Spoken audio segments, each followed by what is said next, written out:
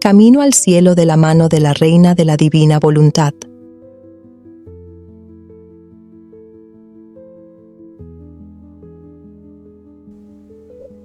Venid, santos ángeles, tocad la frente de quienes leen los escritos de la sierva de Dios, Luisa Picarreta, para sellar en sus frentes el Espíritu Santo y así difundir en ellos la luz, para que puedan comprender las verdades y el bien de que estos escritos contienen. Luz de la sabiduría eterna, revélanos el gran misterio de Dios Padre y del Hijo, unidos en un solo amor. Amén.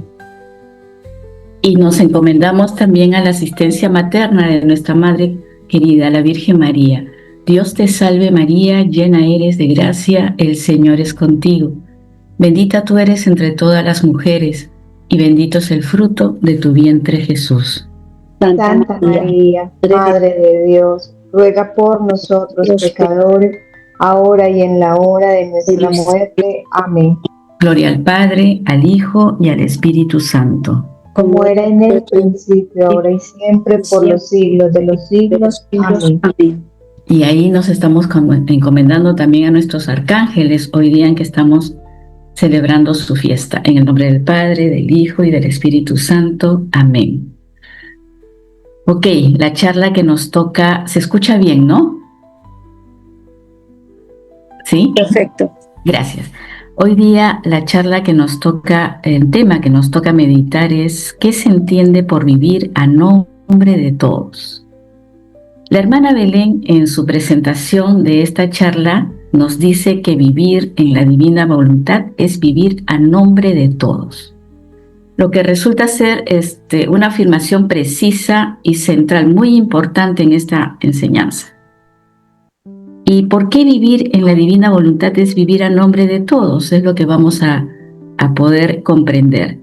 Porque la criatura, cuando funde su voluntad humana con la divina voluntad, la persona no solo está realizando actos por sí misma, sino que al fundirse, al unirse a Jesús para orar, para reparar, para glorificar, etc., a Dios Padre, lo está haciendo de manera universal, en nombre de toda la humanidad, como lo hacía Jesús. Entonces, para ir comprendiendo este concepto, a vivir a nombre de todos, vamos a meditar un escrito donde Jesús nos enseña que todo lo creado, incluyendo al hombre, debe de regresar a aquel acto único de Dios. El Señor nos dice en el escrito, vamos por partes. Tú debes saber que como todas las cosas han salido de aquel acto único de Dios, o sea, todo lo creado, incluyendo el hombre, así todo debe de regresar en aquel acto único que no tiene sucesión de actos. Y solo puede regresar en este acto único quien deja todo para vivir solo de mi voluntad. Porque el alma, viviendo en ella, todo lo que hace se convierte en luz. Y naturalmente sus actos quedan incorporados y ensimismados en la luz eterna del sol de mi voluntad. Y por eso, como consecuencia, se vuelven un acto solo con el único acto de ella. Vamos a irlo desmenuzando en un momentito. En cambio, en quien obra fuera de ella, se ve la materia que contiene la obra, no luz. Y por eso no pueden incorporarse con la luz del acto único de Dios. Por lo tanto, pronto se verá que no es cosa nuestra, que no nos pertenece. Y por eso, todo lo que no sea hecho en virtud del fiat divino no será reconocido por Dios. ¿Qué nos está diciendo el Señor aquí? Cuando nos dice Jesús que todas las cosas han salido de aquel acto único de Dios y que deben de regresar a ese acto único que no tiene sucesión de actos, significa lo que ya les estaba diciendo, que toda la creación, el universo y todo lo que existe fue concebido y creado por Dios por un solo e indivisible acto de la voluntad divina, no por una sucesión de actos. Entonces, de igual forma, el hombre, la humanidad, debe de regresar a ese mismo estado de unidad con Dios. Y esto no se logra con los esfuerzos que podamos hacer con la sucesión de actos humanos, sino mediante una entrega total y unificada a la voluntad de Dios. Ahora, la clave para este regreso, como nos dice el Señor, que es dejar todo, dice el Señor, para vivir en su divina voluntad. Esto se logra, como decía, dejar todo para vivir solo de mi voluntad, es lo que nos dice el Señor. Esto implica que la criatura se rinda completamente, rinda su voluntad humana a la voluntad de Dios, de tal manera que nuestros actos, los actos de la criatura, lo que vamos a hacer ya no sean impulsados por nuestros deseos, por nuestras intenciones, por nuestras pasiones, por todo lo personal, sino que sean guiados por la misma divina voluntad. Es así que cuando el alma vive en la divina voluntad, sus actos, cuando nos fundimos en la divina voluntad, nuestros actos se convierten en luz y queda, como dice el Señor, incorporados, van a quedar incorporados y ensimismados en la luz eterna del sol de mi voluntad. ¿Qué significa esto? Esto significa que los actos realizados, nuestros actos que realizamos en unión con la divina voluntad, no son actos humanos separados, sino que ya van a comenzar a participar de la misma naturaleza divina, volviéndose un solo acto único con el de Dios. Por el contrario, aquellas criaturas que obran fuera de la divina voluntad, que no están fundidas en la divina voluntad, es decir, que obran siguiendo su propia voluntad, estos actos no pueden unirse al acto único de Dios y por lo tanto no van a ser reconocidas por Dios, no van a poder tener ese valor eterno y divino de los actos cuando se realizan con la divina voluntad. Para entender esto, vamos a ver un ejemplo. Este ejemplo nos va a ayudar a comprender esto que nos está diciendo el Señor. A ver, veamos el ejemplo. Este es un mismo ejemplo que el mismo Jesús nos da para comprender mejor esta enseñanza, como gran pedagogo que es el Señor. Nos dice el Señor, supongamos que queramos unir la luz con las tinieblas, queramos unir el cobre con el oro, queramos unir las piedras con la tierra. La pregunta que nos hace el Señor, ¿se distinguiría con claridad la luz de las tinieblas, el cobre del oro, las piedras de la tierra? ¿Qué dicen?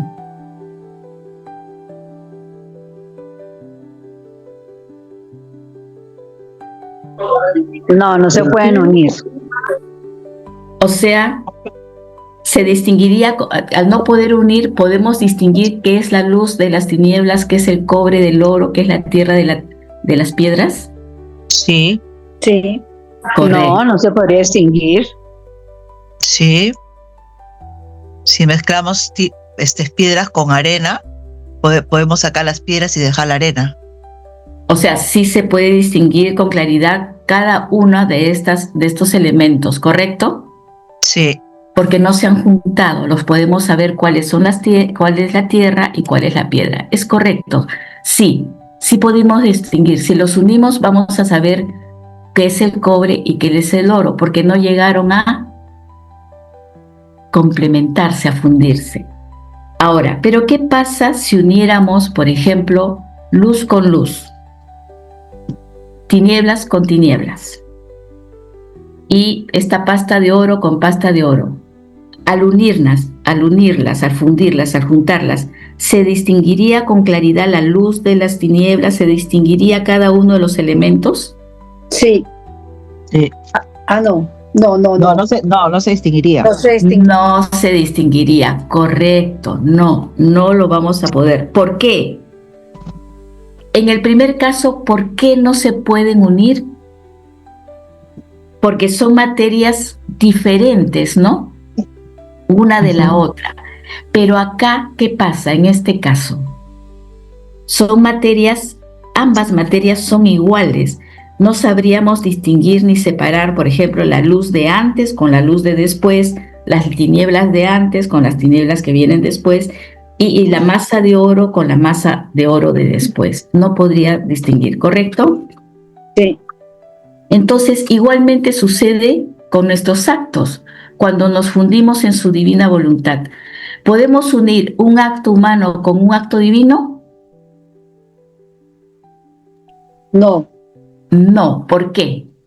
porque son diferentes, Son materias diferentes. materias diferentes. Pero cuando nos unimos a la divina voluntad es luz, y todo lo que obra la divina voluntad en la criatura, cuando trabaja tu alma, cuando trabaja mi alma, todo se convierte en luz. Por lo tanto, no es más de maravillarnos que cuando nosotras, tú, yo, la criatura, se funde en la divina voluntad, todos nuestros actos se convierten ¿en qué? En luz, en la misma materia de la divina voluntad, y por eso es que nuestros actos quedan incorporados al acto único de su eterna luz. ¿Ahí quedó claro? Sí. Entonces vayamos viendo la gran importancia del acto de fundirse y del acto de vivir en la divina voluntad.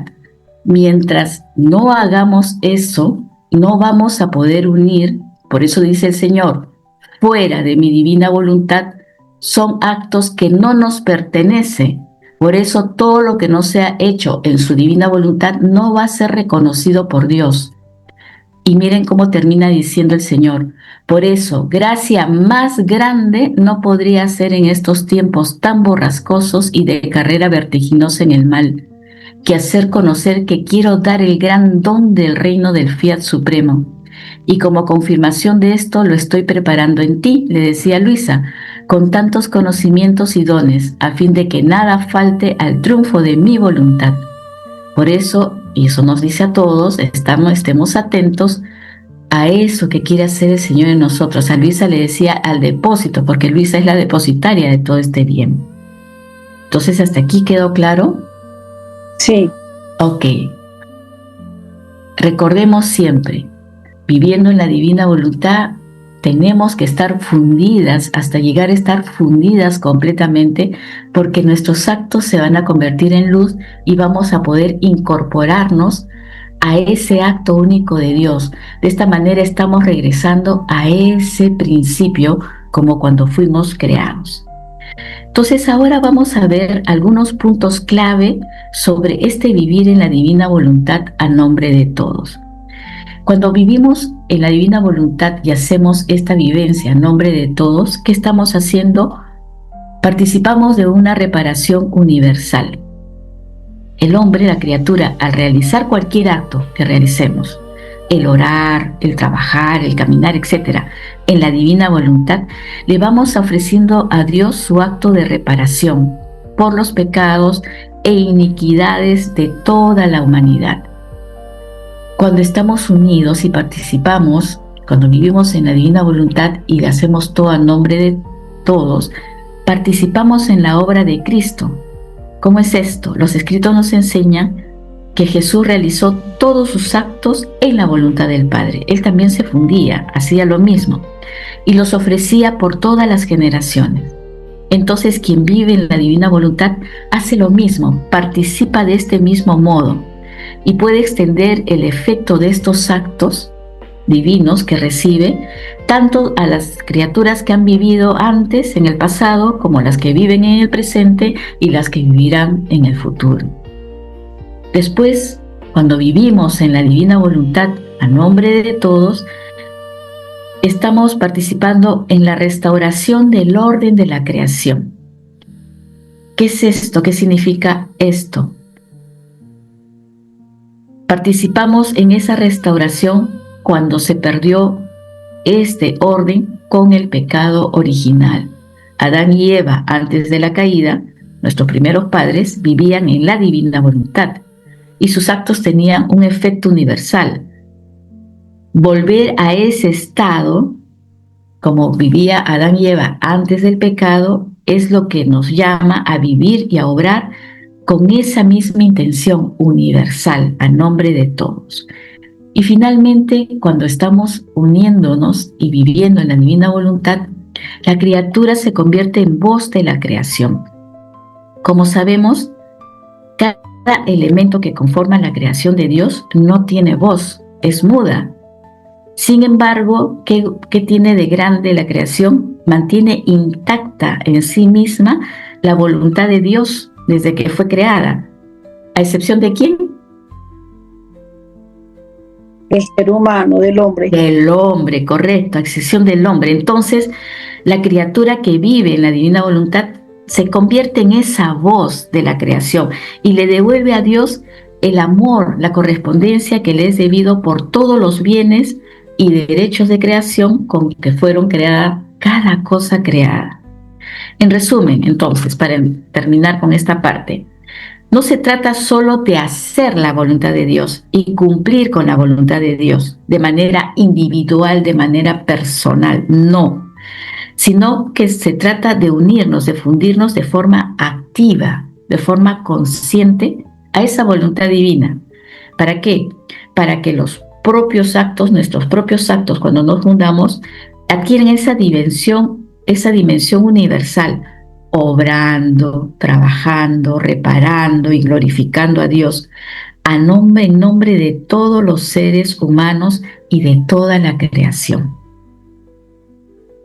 ¿Hasta aquí se comprende? ¿Hay alguna inquietud, alguna pregunta? ¿O podemos continuar? Hermana Pilar, sí. Entonces cuando nosotros ponemos el te amo en el sol, en las estrellas, en las montañas, estamos poniendo nuestra voz en la creación, o sea, por la misma creación, para Correcto. esa creación del Padre. Sí, ahorita vamos a ver eso. La creación, Gloria, y para todos, la creación ya nos habla, y lo voy a mencionar en un ratito más, la creación ya nos refleja un atributo divino de la divinidad. Nos tiene que llamar a reconocer el gran amor que Dios tuvo y tiene hacia el hombre al darnos la creación. La creación es la habitación del hombre. Y entonces cada elemento de la creación lleva ya impreso el te amo de Dios a ti.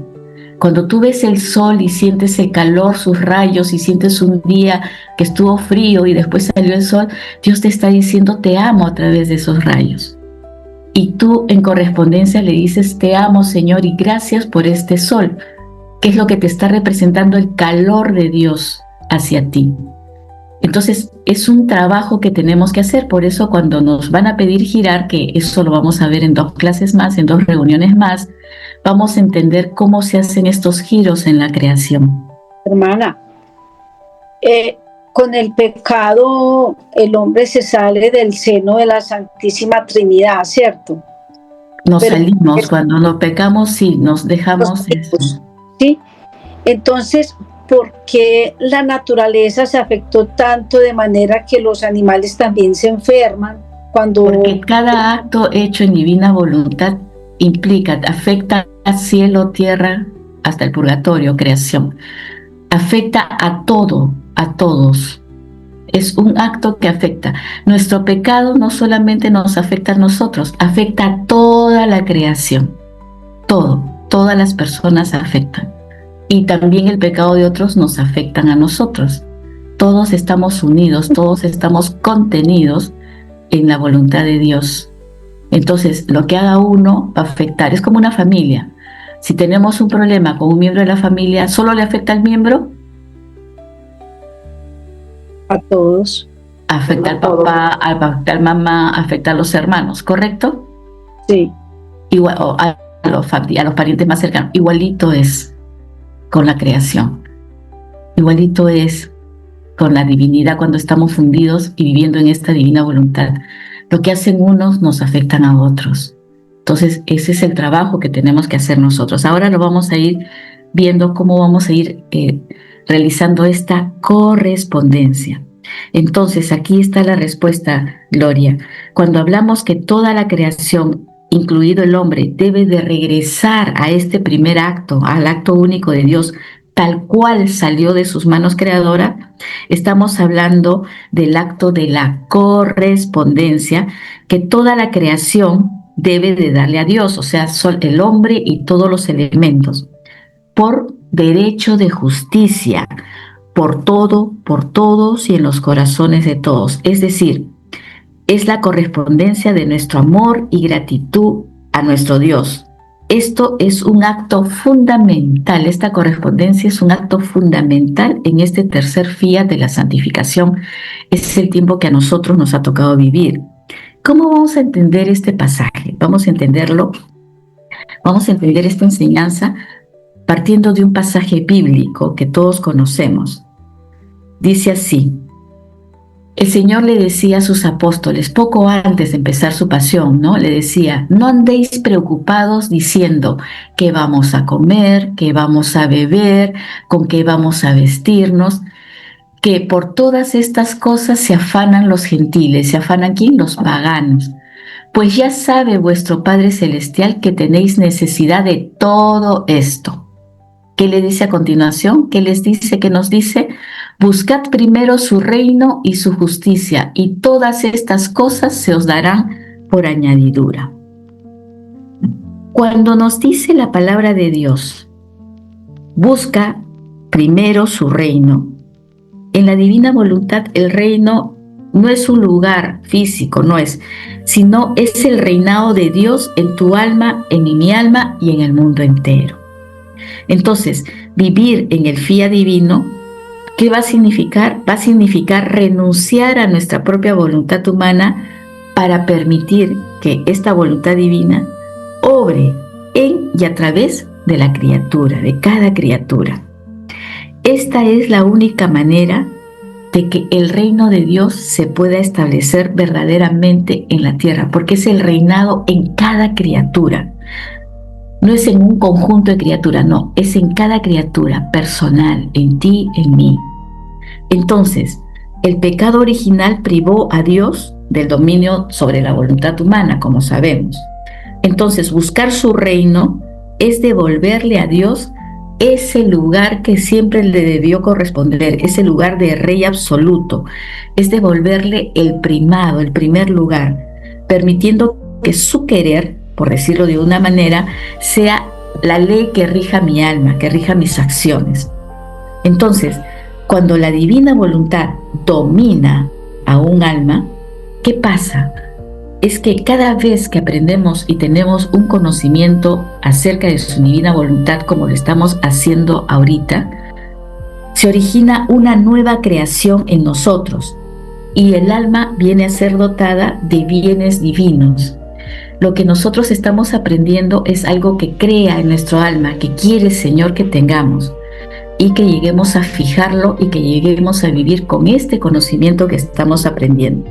Y así sucesivamente, cuando comenzamos a hacer vida cada conocimiento, cada verdad que vamos conociendo, es el bien que Dios nos está regalando y sigue regalándonos cada vez que nosotros cumplimos con esta correspondencia. ¿Cuál es? De darle la correspondencia, el agradecimiento debido y hacerlo vida.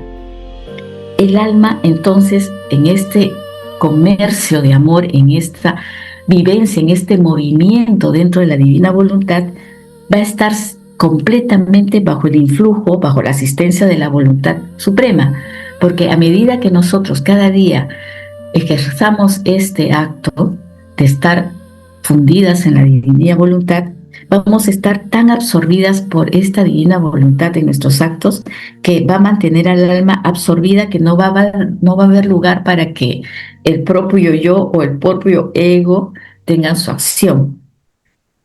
Entonces, sigamos. Cuando dice el Señor, busca su justicia, busca primero el reino de Dios y su justicia.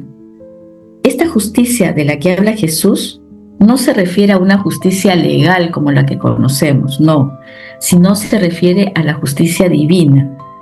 ¿Cuál es esa justicia divina? Es el restablecimiento del orden original, como era antes de la caída. Es decir, la justicia divina exige que la criatura recupere ese estado original. ¿Cuál era ese estado original? Que vivía en divina voluntad. Que vivía, es decir, el de vivir en perfecta armonía, ¿no es cierto?, con unión y unión con Dios. Esa era la justicia original. Ya sabemos, ya lo hemos visto anteriormente, Adán antes de la caída poseía el don y vivía totalmente fundido en la divina voluntad, vivía en la santidad de santidades. Y eso es lo que quiere la divina justicia, que regresemos a ese estado. Entonces, al vivir en la divina voluntad, ¿qué hacemos? El alma satisface a la justicia de Dios. ¿A través de qué? Del amor y la correspondencia, ya que cuando estamos fundidas en la divina voluntad, en el fiat, le estamos devolviendo a Dios la gloria que le fue robada por el pecado del hombre. Entonces la criatura se va a convertir, lo que decíamos hace un rato, Gloria, en esa voz de toda la creación, porque no solamente le devolvemos por nosotros, y le estamos ofreciendo a Dios ese amor, esa alabanza por todos los elementos y todos los seres de la creación, devolviéndole a Dios esa gloria que Él merece. Finalmente, cuando nos dice el Señor que todas estas cosas se os darán por añadidura, quiere decir que si nosotros priorizamos este reino de Dios en mi vida, en tu vida, es decir, el obrar de la divina voluntad en mi vida, Dios se encarga de todo lo demás. La providencia de Dios se va a manifestar plenamente, no solamente en las necesidades materiales, sino en la plenitud de esta vida divina que Él quiere que tengamos. Entonces, al vivir en esta divina voluntad, no solamente se va a recibir lo necesario, sino que el alma va a quedar inundada por todos esos bienes divinos. Sus actos van a estar impregnados de todo ese bien divino. Y al estar impregnados de estos bienes, van a adquirir un gran valor infinito. Y se convierte cada acto en una fuente inagotable de gracia, tanto para la propia alma como para toda la creación. Este es el proceso. Cuando nos entregamos por completo a esta voluntad divina, ¿qué vamos a encontrar en adición? No en adición, vamos a estar en ese ambiente de la paz que nos pide Jesús, en esa paz perfecta, que es la paz que solo viene de Dios, no la paz de los hombres. Sin la tiranía, como le llamo yo, a la voluntad humana, porque la voluntad humana es tirana con nosotros realmente. Sin la tiranía de esta voluntad humana y con la certeza cada vez más, cada día que estemos avanzando, creciendo en este vivir, con esa certeza de que Dios nos va a proveer todo lo necesario. ¿Para qué? Para nuestra santificación. Finalmente, el abandono que Dios nos pide. Correcto, o sea, el fiarnos de Él y el abandonarnos en Él. Finalmente, el Señor le dice a Luisa, es un pasajito que a mí me encantó, que le dice a Luisa y que se explica por sí solo. El Señor le dice a Luisa, a ti y a mí en este día: hija mía, hijo mío, no te inquietes. Busca solamente el estar abandonado en mí, abandonada en mí, en mi voluntad. Y yo haré todo por ti. Yo haré todo, dice el Señor.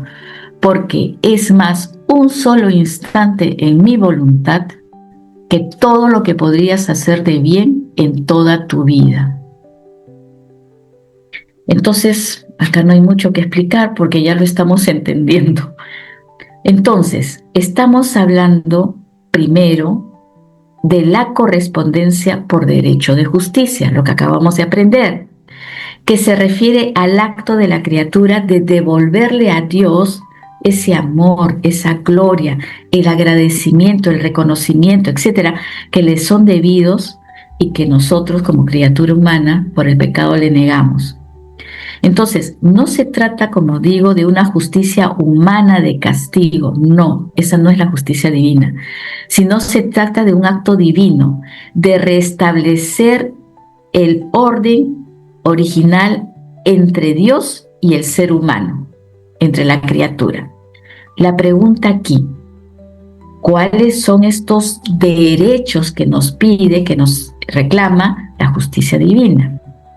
Entonces, para conocer cuáles son estos derechos que tenemos que cumplir, vamos a leer el siguiente escrito, donde Jesús le enseña a Luisa y a nosotros cuáles son sus derechos de justicia, que toda criatura debe de cumplir. Como sabemos, Dios tiene derechos y nosotros, las criaturas, tenemos deberes para con Dios, para con la divinidad. Entonces, ¿qué nos dice el Señor?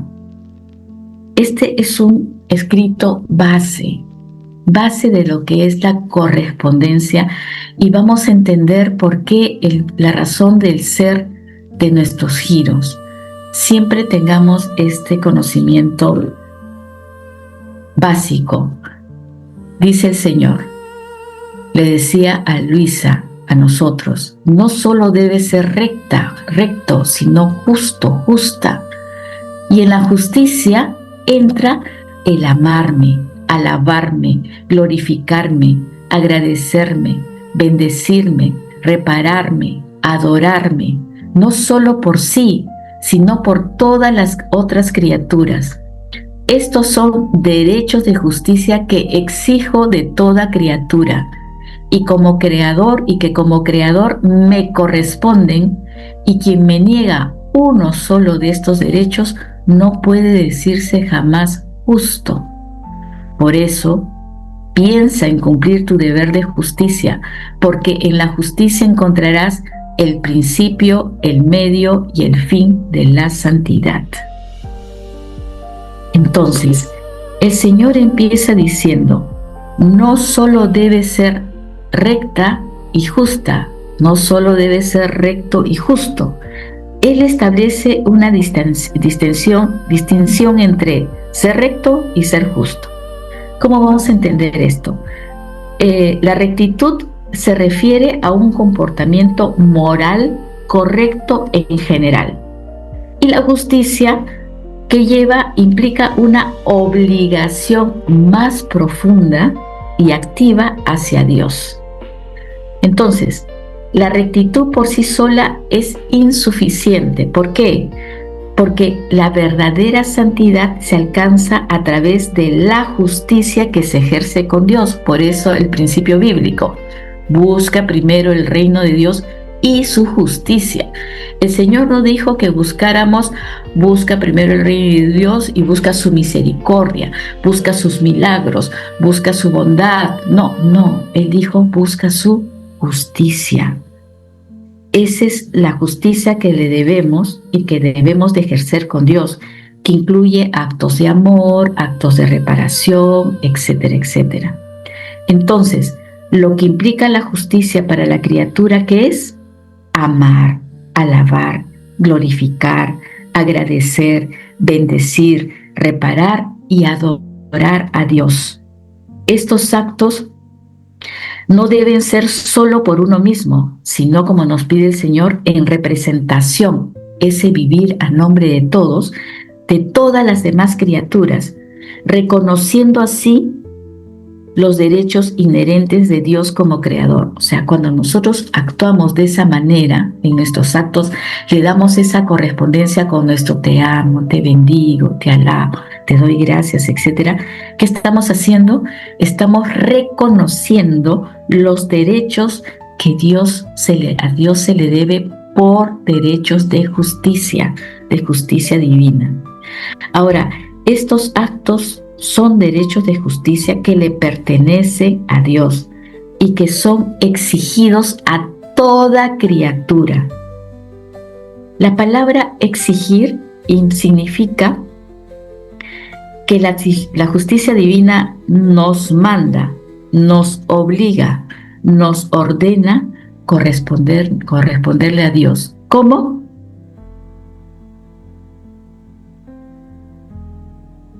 ¿Cómo le correspondemos a Dios? Si vemos que la justicia me está exigiendo corresponder. Alabando, amando, glorificando. Correcto, le correspondemos alabándolo, bendiciéndole, adorándolo, etcétera, por uno mismo y por todas las criaturas. La justicia divina, entendamos, no pide, no solicita, no te implora, no te ruega. Eso no hace la justicia divina. La justicia divina nos exige, nos manda, nos obliga, nos ordena. Y la criatura, cuando no cumple con estos derechos de justicia, está haciendo el acto contrario. Se origina la injusticia, le estamos negando estos derechos divinos. Y dice el Señor que quien niega alguno de estos derechos no puede ser llamado justo ni justa. Entonces, al cumplir con este deber de justicia, el alma va a encontrar, dice el Señor, el principio, el medio y el fin de la santidad. ¿Qué significa esto? Esto significa que al estar unidos con la divina voluntad, este es el camino que nos va a llevar hacia ¿dónde? Hacia la perfección. Hacia la perfección. Entonces, acá hemos visto la correspondencia por derecho de justicia. Ahora vamos a ver la correspondencia a la gracia de Dios. Entonces, perdón, hermanita Pilar, ¿su merced nos puede dar un ejemplo de cómo se hace esta justicia? ¿Perdón? No, es que estoy en mi trabajo, qué pena. ¿Su merced nos puede dar un ejemplo de cómo es esta justicia que exige Dios? La justicia te pide que lo ames, que lo bendigas, que lo alabes, que lo adore, etc. ¿Tú cómo le das esa justicia cada día? Cuando tú le comienzas a corresponderle mirando solamente la creación, el mismo ejemplo que tú diste, Gloria, cuando tú ves y admiras la creación y ves un paisaje bonito, le agradeces a Dios porque descubres en la creación ese paisaje, el amor de Dios, y tú le dices, te amo, te bendigo, te alabo, Señor, te doy gracias por esto que estoy viendo ahorita. Ahí le estamos correspondiendo ¿a qué? A los derechos de justicia que nos exige. Y así en cada acto de nuestra vida. La asistencia de la gracia divina está en los actos sencillos, en los actos rutinarios de nuestro día a día, en los actos que hacemos en la casa, en el trabajo, en el caminar, en el trabajar, en el orar, en el día a día. No son actos grandes, no, en lo sencillo. Vamos a continuar para que lo puedan seguir comprendiendo, ¿sí? Entonces, acabamos de conocer cuáles son estos derechos de justicia que nos exige la correspondencia de la criatura y que tú y yo debemos de cumplir, sobre todo como siendo hijos del divino querer, siendo hijos de la divina voluntad. Ahora vamos a ver cómo se da este proceso de correspondencia con la asistencia de la gracia de Dios. Entonces, vamos a leer este texto. El Señor nos dice, la gracia, o sea, la gracia divina, es la vida del alma. Y así como al cuerpo le da vida el alma, así la gracia da vida al alma. Entonces, la gracia es lo que va a darnos vida a nuestra alma, a nuestra potencia, esa asistencia de la gracia. Ahorita lo vamos a desmenuzar un poquito. Y al cuerpo le da vida el alma. Entonces, mientras el alma reciba esa vida de la gracia, esa vida también la comparte con el cuerpo. Pero al cuerpo, dice, no le basta para tener vida el tener solo al alma, sino que también necesita de un alimento para poderse nutrir y crecer a debida estatura. Igualmente el alma. No le basta solamente tener gracia para tener vida y poder ser la vida del alma, sino que necesita un alimento también que la nutra para crecer a debida estatura. ¿Y cuál es este alimento que necesita la gracia? Estamos hablando de la gracia de Dios. ¿Qué necesita la gracia de Dios para que también podamos ir creciendo? ¿Cuál es este alimento? Dice el Señor, es la correspondencia, lo que acabamos de decir. Así que la gracia... Perdón, ¿la comunión? La correspondencia. ese te amo, te bendigo, te alabo, te adoro, lo que hemos visto.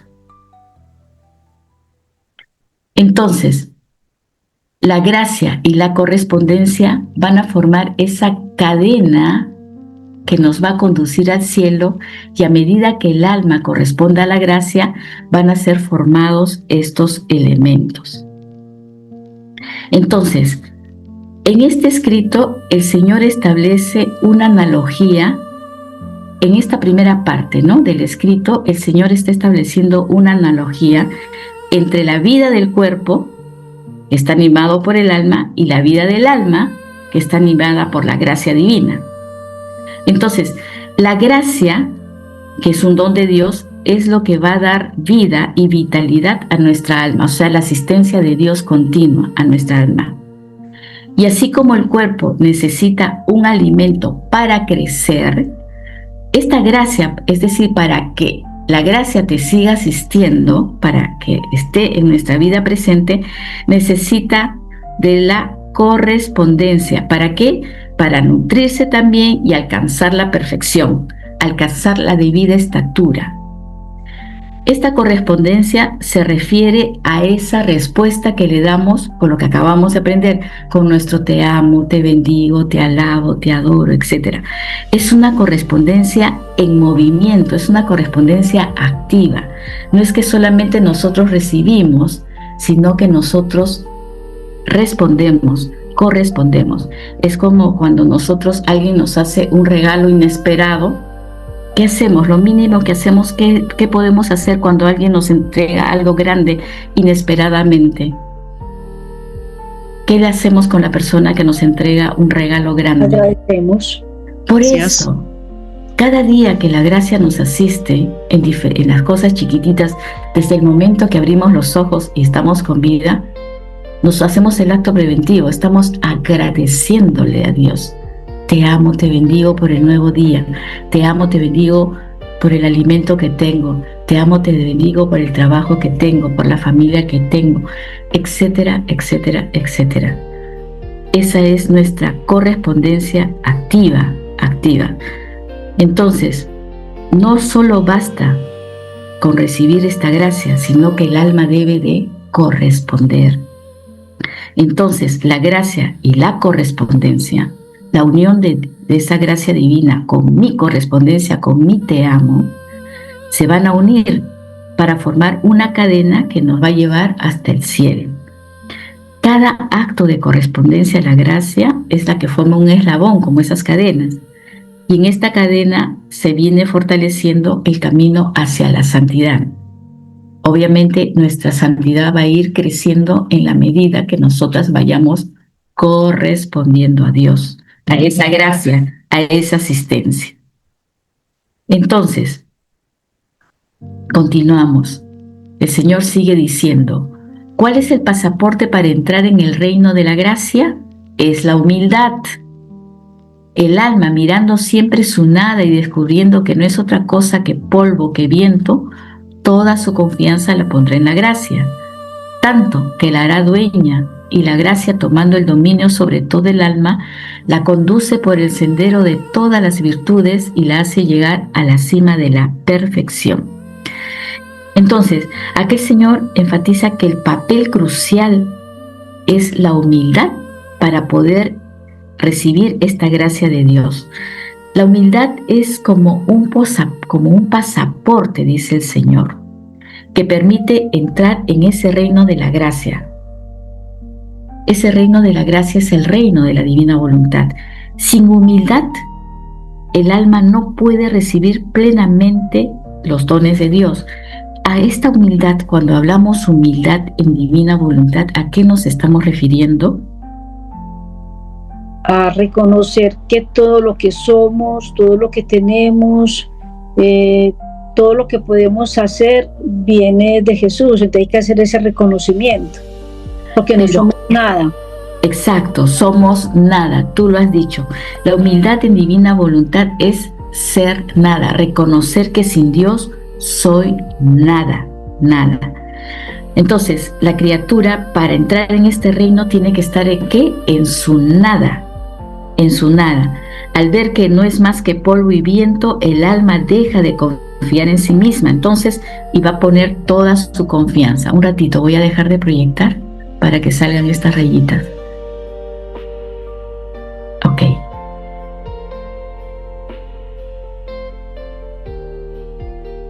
¿Se ve bien?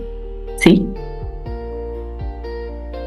Sí, ya se ve. Ok, gracias. Entonces, ¿qué va a hacer? Como dice Gloria, es en ese momento que nosotros vamos a fiarnos de Dios y a poder depositar nuestra confianza en esta gracia divina. Entonces, cuando el alma se abandona a la gracia con humildad, reconociendo nuestra nada, entonces, ¿qué va a hacer la gracia divina? Va a tomar total dominio sobre ella en esta actitud. De esta manera, Dios recién va a poder comenzar a actuar sin obstáculos que se presentan, sin el obstáculo de nuestra voluntad humana, y nos va a llevar por ese camino de virtudes para llevarnos a esa cima de la perfección, primero por la humanidad para luego pasar a la divinidad. Entonces, hasta este momento vemos que la correspondencia, en adición de ser una obligación hacia los derechos de la divina justicia, se vuelve indispensable, es necesarísima esta correspondencia para que el amor de la criatura con el cual correspondemos a Dios llegue a ser perfecto, perfecto. ¿Cómo puede llegar nuestro amor a ser perfecto? Nos los enseñan los escritos. ¿Cómo así? Ahora lo vamos a ver.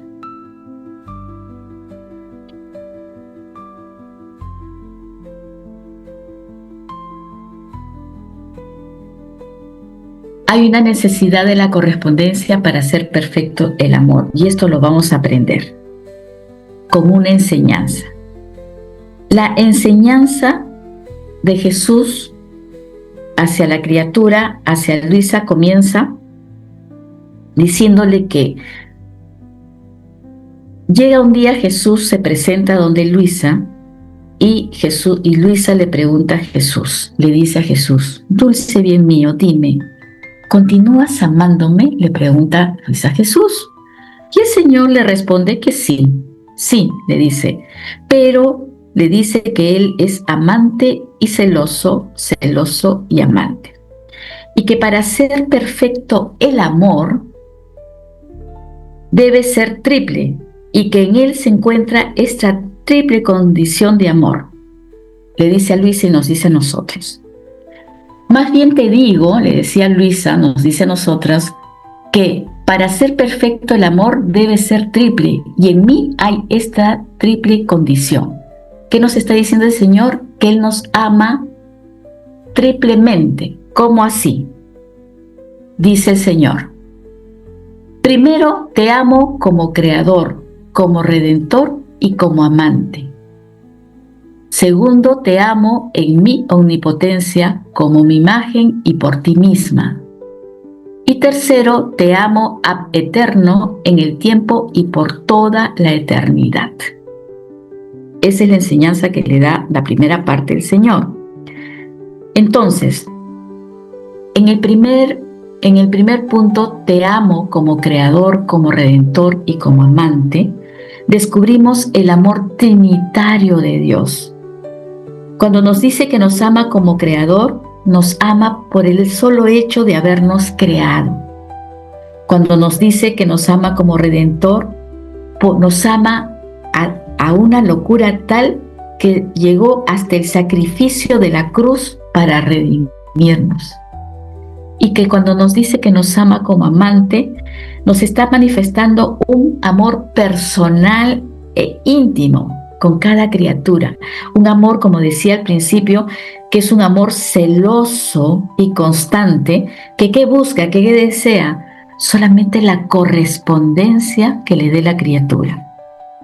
En el segundo punto, cuando nos dice que nos ama en su omnipotencia, como su imagen y por nosotros mismos, nos está diciendo en su omnipotencia, en todo ese amor, como decíamos y conversábamos con Gloria hace un rato, con todo ese amor que se manifiesta en la creación del universo entero, que fue hecho por amor a nosotros, a la criatura.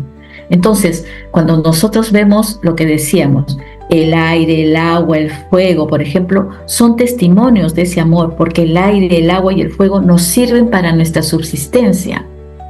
Y ahí descubrimos ese amor de Dios, que nos ama en su poder, en su omnipotencia.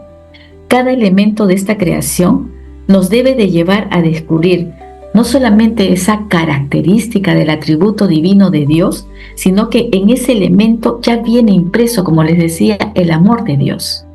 Si yo tengo el fuego, si yo tengo el aire para respirar, es que Dios me está diciendo te amo y nos los está dando para que podamos vivir y poder respirar, que es necesarísimo para el cuerpo.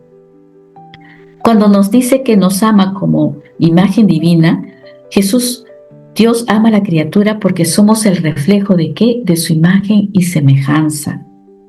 Y cuando nos dice que nos ama por cada una, por ti misma, más allá de la obra de la creación, Jesús te ama por ser tú tal cual como eres, sin condiciones. Dios nos ama así, sin condición, a pesar de toda nuestra miseria. Y en el tercer punto, cuando Dios nos ama en el tiempo, te amo ab eterno, en el tiempo y por toda la eternidad, descubrimos este amor trinitario justamente en ese tiempo. Ab eterno, cuando nos ama ab eterno, nos está diciendo que su amor es eterno y que existía antes del tiempo. Estos son misterios divinos. Cuando nos dice que nos ama en el tiempo, nos está diciendo que ama a la criatura a lo largo de toda su vida terrenal. Y cuando nos está diciendo que nos ama por toda la eternidad, su amor es una promesa que va a continuar más allá de la muerte, va a continuar por toda la eternidad. Ahora, para ser perfecto, esta correspondencia, este es el amor que nosotros recibimos de Dios, triple amor. Y nosotros nos exige al alma que también debamos de corresponderle a ese amor. ¿De qué manera? También triple amor. ¿Cómo? Le decía a Luisa, y a ti, hoy día nos dice eso. Ahora tú estás obligada a corresponderme este triple amor. ¿Cómo? Amándome como tu Dios. 1. Amándome por cuenta tuya. 2. Y amándome por todos y en todos. 3. Esta es la forma que nosotros debemos de corresponder a esos derechos de justicia que acabamos de aprender. Amándolo como Dios, como nuestro Dios, como mi Dios, amándolo por cuenta mía y amándolo a nombre de todos y en todos.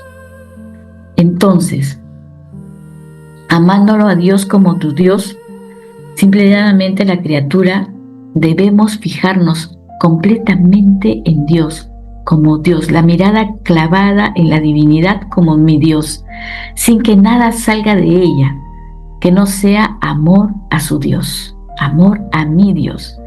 Cuando nos dice amándonos por cuenta tuya, es el amor personal que le debemos por gratitud.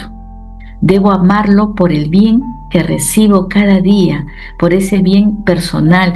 Reconozco el beneficio de que Dios es mi creador por todo lo que me da y recibo. Y cuando nos ama y nos dice que debemos amarlo por todos y en todos, debemos amar en nombre de toda la creación y de todas las criaturas. De esta manera, cuando amamos así, de esta manera a Dios y le correspondemos por todo y por todos, estamos reparando y llenando esos vacíos al amor de Dios, la falta de amor que no le dan las demás criaturas. En resumen, el escrito nos indica que el camino hacia esa unión perfecta entre Dios y la criatura es por medio de ¿qué? Del amor. El amor es naturaleza en Dios y es gracia en nosotros. Y el Señor nos quiere llevar a esa misma naturaleza porque fuimos creados de una fibra de su amor. Al corresponder la criatura a este triple amor de Jesús, el alma ¿qué hacemos? Estamos imitando ese amor trinitario, participando en ese orden divino y restaurando esa armonía original que existía de Dios con la creación antes de la caída, antes del pecado. Entonces, la enseñanza no solo describe la naturaleza de Dios, que es amor, no, sino que también establece, nos da un modelo de respuesta para que nosotros podamos realizar esa correspondencia. Te correspondo, Señor, y te digo mi te amo, porque te reconozco como Dios en mi vida. Te amo por todo ese beneficio que recibo por ti cada día, amándome por cuenta mía. Y te amo por mí, por todo y por todos, por todo ese amor que dejan de darte toda la humanidad, pasada, presente y futura. Entonces, nos muestra esta enseñanza que la santidad no es solo un acto de piedad, sino que es una participación de correspondencia activa y total en el amor divino. Y hasta aquí vamos a parar, porque todavía nos quedan 2 puntos más, un puntito más, que es el simbolismo de la perfección divina. Pero como este escrito, este tema de hoy está unido a los 2 temas que van a venir la siguiente semana, que son los actos continuos, para poder hacer esta correspondencia perfecta, entonces ahí vamos a concluir con este último tema. El último tema era el simbolismo de la perfección, cómo Dios simboliza este triple amor perfecto. Eso lo veremos la siguiente semana. Y aquí lo dejamos, en la voluntad de Dios siempre. Entonces vamos a terminar nuestra reunión de esta mañana con un Padre Nuestro, agradeciéndole a Dios todas estas creaciones que Él está haciendo en nuestras vidas. Gloria, ¿te animarías a rezarlo? Sí. Gracias. Padre nuestro, que estás en el cielo, santificado sea tu nombre. Venga a nosotros tu reino. Hágase tu voluntad, como se hace en el cielo, aquí en la tierra. Danos hoy nuestro pan de cada día. Perdona nuestras ofensas, como también nosotros perdonamos a los que nos ofenden. Y no nos dejes caer en la tentación y líbranos del mal. Amén. Y todo esto lo hemos hecho para darle toda la gloria a Dios. En la voluntad de Dios, siempre.